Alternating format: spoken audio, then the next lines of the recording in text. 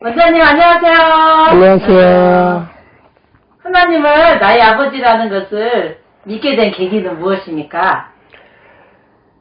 그냥 저도 모르게 아버지라는 말이 입에서 튀어나왔어요. 전에 처음에 영접했을 때도 어느 곳에 갔든지 항상 아버지, 놀래도 아버지, 좋아도 아버지. 사람들이 저한테 그러더군요. 왜 다른 사람들은 다 엄마야 하는데 왜 아버지를 하고 그렇게 하냐고 물어봤어요. 저는 하나님 아버지를 믿으니까요. 당연한 거죠. 하나님 아버지께 아버지라는 말을 하는 건 당연한 거죠. 언제든지 그랬어요. 놀랄 때든 뭐든 당황할 때도 아버지, 아버지. 오히려 그 사람들이 저를 이상하게 봤습니다. 근데 저는 너무나도 자연스럽게 아버지, 아버지 했습니다. 물론 아버지를 더 깊게 나의 아버지라고 생각한 이유는 있습니다. 저는 아버지가 있었지만 없었습니다. 제가 말하는 거는 제가 사생이었다는 걸 말하고 있는 거죠. 아무도 모르는 비밀이었죠. 저희 지금 저를 키워주신 아버지가 돌아가셨지만 이상하게 같이 살 때도 정이 없었어요. 다른 자식들은 키웠지만 잘해주고 언제나 사랑해주고 했는데 저는 왠지 모르게 아버지가 냉대하게 대했습니다. 어느 날 엄마가 말해줬죠. 42살이 됐을 때 엄마가 이제 몸이 불편하고 거의 죽어갈 무렵에 저한테 말씀하셨어요. 너는 이렇게 해서 이 집 자식이 아니다라고요. 저는 엄청난 충격을 받았어요. 5년 동안 매일같이 울었습니다. 낮에는 일을 하고 오고 밤에는 우는 게 내 일상이었어요. 그것도 밖에서요. 안에서 우는 게 아닙니다. 밖에서 2시에 살았는데 엉엉 울었어요. 큰 소리로. 그럼 옆집 아줌마가 이렇게 말했다고 하더군요. 아우 불쌍해서 어떻게 또 시작해. 이렇게 말했대요. 그런데 정말 아팠습니다. 아버지가 없었고 또 왜 가족들이 나한테 그렇게 대했는지에 대한 그런 슬픔이었겠죠. 그리고 다시 하나님이 부르셔서 왔을 때 알았습니다. 너는 내 딸이야. 내가 여기 있는데 네가 어디 가서 아버지를 찾았니? 하고 말씀하실 때 전 정말 슬펐습니다. 그리고 하나님 아버지께 죄송했어요. 아버지를 내 안에 두고 아버지를 찾았다라는 그 미안함, 괴로움 엄청났습니다. 저는 그래서 1년 동안 회개한 것이 그걸 회개했습니다. 왜 나는 하나님을 안에 두고 몰랐을까요? 왜 모르고 그렇게 아버지를 세상에서 찾았을까요? 아버지 죄송해요. 성령님 죄송해요. 앞으로는 성령님을 외롭지 않게 하겠습니다. 앞으로는 성령님을 외롭지 않게 기쁘게 하겠습니다. 그렇게 마음먹었어요. 그리고 저는 말씀을 읽기 시작했어요. 뇌경색으로 글을 잃었던 나는 한글 씹으면서 보았습니다. 켜놓고 계속 따라서 봤어요. 그러다 보니까 어느새 읽어지게 되더라고요. 알게 되더라고요. 전혀 불편함 없이 살아왔던 저는 신세계를 본 것처럼 느껴졌어요. 읽을 수 있다라는 거, 볼 수 있다라는 거, 그런 것들이 저한테는 정말 신세계 같았습니다. 그런데 어떻게 아버지를 안 믿겠습니까? 나의 온전한 아버지를 믿기까지 나의 5년 동안 내 눈물이 나를 온전한 아버지로 받아들이겠습니다. 그리고 아버지는 그분밖에 없다는 걸 알고 지금도 열심히 아버지를 내 안에 아버지를 사랑합니다. 그리고 감사합니다. 아버지를 알게 해주셔서 감사하고 아버지를 찾게 해주셔서 감사합니다. 얼마나 고대하던 나의 아버지인데 누군가가 아버지를 잘못 말하면 화가 나요. 그래서 견딜 수가 없을 때가 많아요. 이제는 내가 친아버지를 알았고 나의 아버지를 찾았으니 내가 그 아버지의 잠든 도구로만 사용되기를 원해요. 나를 위해서 쓰는 게 아니라 오로지 아버지의 기업을 위해서 쓰임받기를 원해요.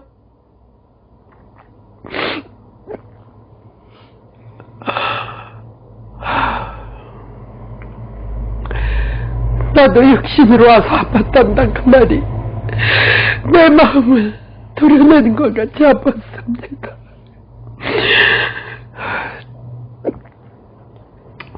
사실요, 성경에서만 보고는 그걸 온전히 느끼지 못했어요.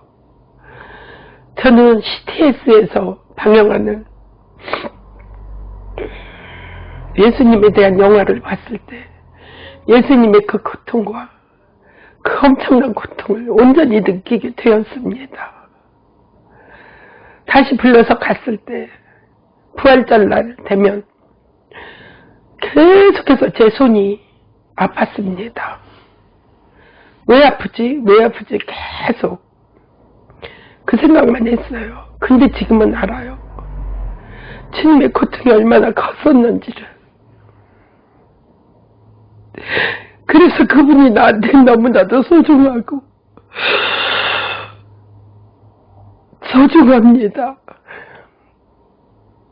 단지 신으로 믿는 게 아니라 나를 창조하시고 나를 만드신 아버지로 온전히 받아들여야 한다고 생각해요.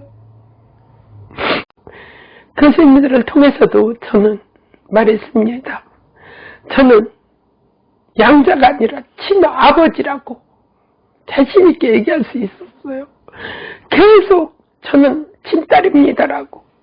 어느 날 하나님의 음성이 들려왔어요. 그래, 너는 내 친딸이다. 사랑하는 내 딸아, 너는 내 친딸이다. 말씀해 주셨을 때 그 기쁨과 그 환희는 말로 다 할 수 없었습니다. 믿음이라는 게 뭐예요? 내가 추구하는 대로 되는 거더라고요. 내가 원하고 내가 아버지의 길을 가기를 어떤 길을 가야 하나, 어떻게 가야 하나, 그분을 실망시키면 안 된다는 그 생각. 때때로 저도 제가 못 참고 짜증을 내고 화를 내고 돌아왔을 때 저는 엄청난 고통을 느낍니다. 내가 또 내 마음에, 내 육의 죄와 싸워 이기지 못했다는 그 마음 때문에 항상 주님 앞에 무릎 꿇고 회개하고 애통해하는 나의 모습이 불쌍할 때가 많아요. 왜냐하면 그 죄를 반복했기 때문이지요. 정말 딸이고 아들이라면 부모를 실망시켜서는 안 되겠지요. 정말 딸이고 아들이라면 부모의 말을 어기면 안 된다고 생각해요. 정말 그런 사람이 돼야지요. 하나님한테 효도하지 못하는 사람이 어떻게 세상의 아버지한테 효도할 수 있겠습니까? 먼저 나의 아버지께 잘해야 세상의 아버지께도 잘할 수 있다고 생각해요. 나의 아버지는 정말 인간의 아버지하고 달라요. 힘들어할 때 위로해 주시고 괴로워할 때 풀어주시고, 하나님의 말씀을 알지 못할 때 얘기해 주시고,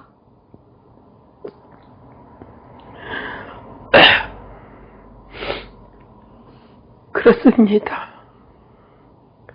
나의 아버지를 저는 몹시 사랑합니다. 아버지가 저보다 저를 더 사랑하는 걸 알아요. 근데 저는 항상 그렇게 기도해요. 아버지, 제가 더 사랑할 수 있게 해주세요. 제가 더 사랑할 수 있는 마음을 주세요. 너무 감사하고 너무 고마워서 그래서 그래요.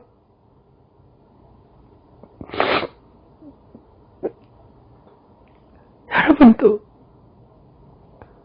나의 아버지를 여러분의 아버지로 받아들이십시오. 그래야 우리가 살 수 있습니다. 그래야 이 나라가 바로 서고 우리의 자녀들이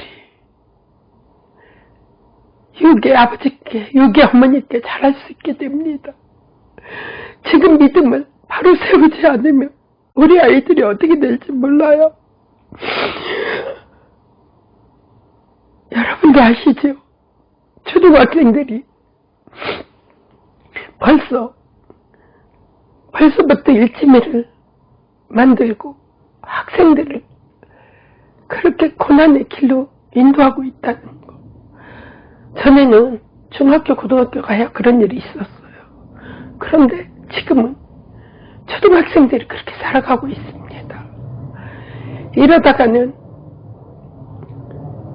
주님의 은혜라는 건 찾아볼 수 없게 될 거고, 주님의 사랑이라는 것은 사라지게 될지도 몰라요. 세상을 구하는 건 우리 믿는 자들의 책임입니다. 남을 미워하고 원망하기보다는 내가 먼저 바로 서고 내가 먼저 바른 길을 가자 해야만 이겨나갈 수 있는 거죠. 이단들을 보세요. 얼마나 자기들끼리 똘똘 뭉치는지. 우리도 뭉쳐야 할 때입니다. 이제 뭉쳐서 하나 돼요. 함께 가요. 나의 사랑하는 여러분 부탁드립니다.